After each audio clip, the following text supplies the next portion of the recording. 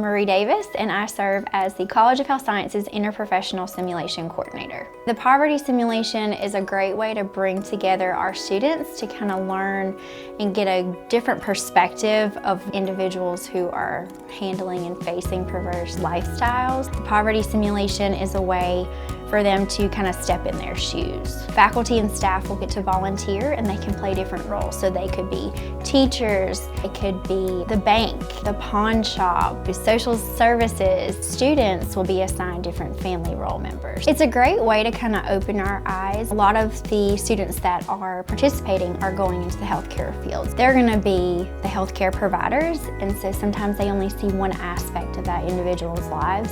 So it's a great way to kind of open their perspective and see, okay, they're also facing this many obstacles on the outside. They are really trying to figure out these situations. So they're able to have fun and learn at the same time.